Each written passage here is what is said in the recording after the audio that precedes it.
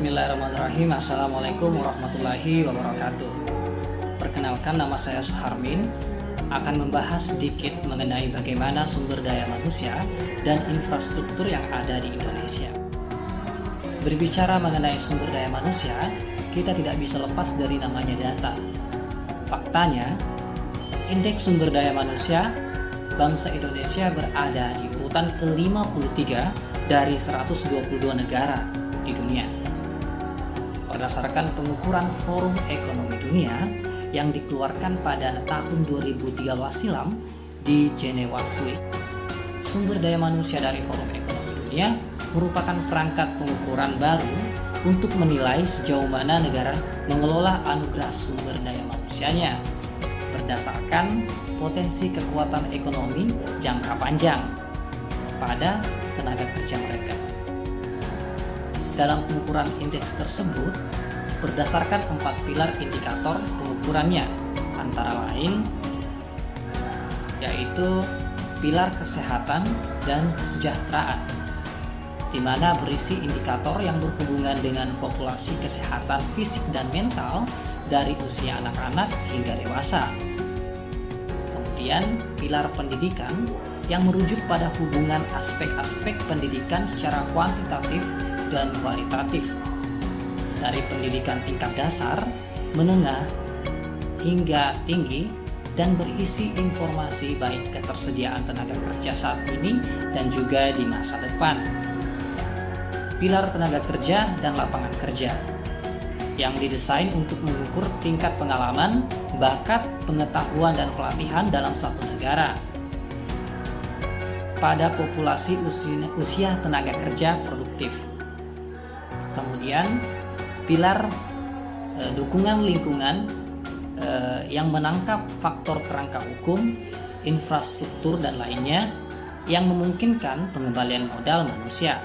Bangsa Indonesia memiliki sumber daya manusia yang cukup besar, merupakan aset bangsa yang sangat menentukan kemajuan bangsa Indonesia.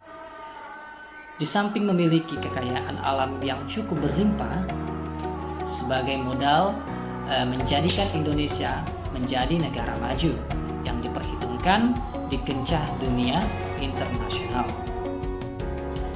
Pertumbuhan ekonomi Indonesia di angka 4,73% per September 2015. Masih jauh dari harapan, terutama karena Indonesia membutuhkan pertumbuhan minimal 7% agar dapat menjadi negara maju pada tahun 2025. Dengan menganut semangat percepatan, pemerintah Indonesia telah melakukan sejumlah upaya dalam rangka mendorong investasi untuk beragam sektor terkait infrastruktur. Perbaikan dalam regulasi, fisikal, dan kelembagaan telah dilakukan untuk mendorong pencapaian proyek prioritas. Penyediaan infrastruktur di Indonesia berjalan lambat karena adanya kendala di berbagai tahap proyek, mulai dari penyiapan sampai pelaksanaannya secara keseluruhan. Lemahnya koordinasi antara pemangku kepentingan seringkali mengakibatkan mundurnya pengambilan keputusan. Pada tahap penyiapan, terdapat masalah akibat lemahnya kualitas penyiapan proyek dan keterbatasan alokasi pendanaan. Selanjutnya, proyek sering terkendala masalah pengadaan lahan. Selain itu, dari sisi pendanaan sering muncul masalah terkait tidak tersedianya dukungan fisikal dari pemerintah.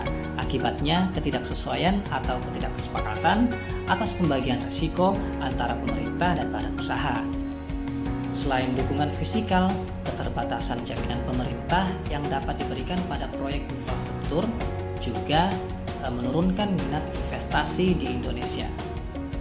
Meskipun baik dari sumber daya manusia maupun infrastruktur di Indonesia semakin membaik berdasarkan data yang telah ada, namun perubahan tersebut tidak akan memberikan dampak yang signifikan kalau tidak ada konsistensi pertumbuhan dan percepatan di dalamnya. Olehnya itu, mari bantu wujudkan Indonesia berkualitas mulai dari hal yang terkecil, yaitu upgrade diri menjadi versi terbaik, dan tebarkan perubahan-perubahan itu ke dalam tingkat yang lebih tinggi lagi. Saya Suharmin, undur diri, salam komunikasi. Assalamualaikum warahmatullahi wabarakatuh.